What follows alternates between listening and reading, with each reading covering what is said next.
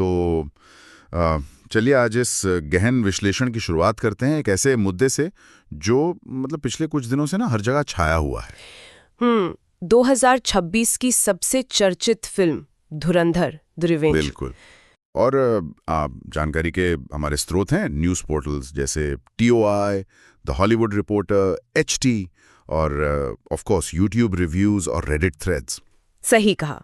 और आज इस चर्चा का हमारा मकसद यही है कि इंटरनेट पर जो ये अफवाहें चल रही हैं ना, या जो PR बैटल्स और विवाद हैं, उनके बीच से एकदम ठोस और दिलचस्प तथ्य निकालना, ताकि इस पूरे सिनेमैटिक इवेंट की जो असली कहानी है वो समझ आ सके। अरे सबसे पहला झटका तो वही था जब ट्रेलर लॉन्च को आखिरी वक्त पर टाल दिया गया। हाँ, और वजह कोई टेक्निकल एरर नहीं थी, वजह थी चंद्र ग्रहण। मतलब सोचिए, इतनी आधुनिक मेगा बजट फिल्म और उसका ट्रेलर एक अशुभ समय के डर से रोक दिया गया। ये अपने आप में हैरानी की बात है। एकदम। लेकिन अब रिलीज डेट 19 मार्च पक्की लग रही है। पहले इसका सीधा क्लैश यश की टॉक्सिक के साथ होने वाला था, जो अब टल गया है, क्योंकि टॉक्सिक अब जून में शिफ्ट हो गई है मिडल ईस्ट संकट के कारण। मैं तो ये सोच रही थी कि चलो एक टक्कर तो कम हुई। लेकिन आराम कहाँ है इस इंडस्ट्री में। अब इनका सीधा मुकाबला पवन कल्याण की उस्ताद भगत सिंह से हो रहा है। सीधी टक्कर। और माहौल तो रेडिट और लेटरबॉक्स की लीक्स ने और गर्म कर दिया है। हाँ, खासतौर पर वो बड़े साहब का किरदार। चर्चाएं हैं कि इमरान हाशमी इस फिल्म के मिस्टीरियस विलन हो सकते हैं। और सिर्फ विलेन ही नहीं, रन टाइम सुनेंगे तो हैरान रह जाएंगे। अफवाहें हैं कि ये फिल्म लगभग 4 घंटे लंबी होने वाली है। 4 घंटे? आज के वक्त में ये बहुत बड़ा जोखिम लग रहा है। जोखिम तो है, पर यामी गौतम ने फिल्म देखने के बाद जो बताया उससे काफी उम्मीद जगी है। उन्होंने इसे बियॉन्ड एक्स्ट्रॉर्डिनरी कहा है। हाँ, और उन्होंने ये भी बताया कि ये एक बेहद भावुक कर देने वाला अनुभव है। पर जहां इतना बड़ा प्रोजेक्ट हो वहां विवाद तो आते ही हैं, जैसे वो B62 स्टूडियोज वाला किस्सा। आदित्य धर के प्रोडक्शन हाउस वाला। हाँ, उन्हें BMC ने ब्लैकलिस्ट कर दिया है क्योंकि उन्होंने रात में सेट पर आग जलाने के यानी फ्लेमिंग टॉर्चेस के नियम तोड़े थे। बिल्कुल।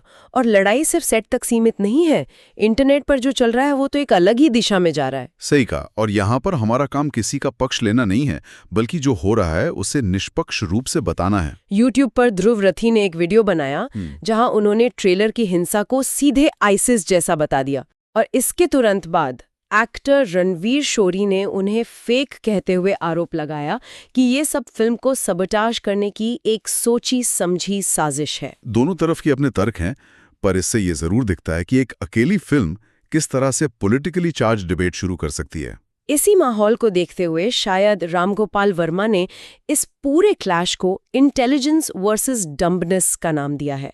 उनके अनुसार धुरंधर दर्शकों की समझ का सम्मान करती है। और YouTube ब्रेकडाउन्स भी यही इशारा कर रहे हैं। कहानी 1990 के दशक में सेट है, नवाज शरीफ के दौर में, जहां मुख्य किरदार हमजा का सिर्फ एक्शन नहीं बल्कि एक गहरा साइकोलॉजिकल ट्रांसफॉर्मेशन देखने को मिलेगा। तो कुल मिलाकर ये वही बात हो गई कि अब सिनेमा सिर्फ पर्दे पर नहीं रहा। ये box office politics, PR manipulation, censorship और इंटरनेट डिबेट्स सबको एक साथ प्रभावित कर रहा है। एकदम सही। और जाते जाते एक ऐसे विचार पर बात करते हैं जो वाकई आगे के लिए बहुत बड़ा सवाल है। स्रोतों में बार बार उरी फिल्म और विकी कौशल के इस फिल्म में कैमियो का जिक्र हो रहा है, जिसका मतलब है कि किरदार एक दूसरे की फिल्मों में दिख सकते हैं। सही। तो सोचने वाली बात यह है कि क्या अब भारतीय सिनेमा सिर्फ आम मास एक्शन से आगे बढ़ चुका है? क्या हम पूरी तरह से एक ऐसे मेगा स्पाई यूनिवर्स में प्रवेश कर चुके हैं जो हॉलीवुड को सीधी टक्कर देगा? ये वाकई आने वाले वक्त का सबसे दिलचस्प सवाल है।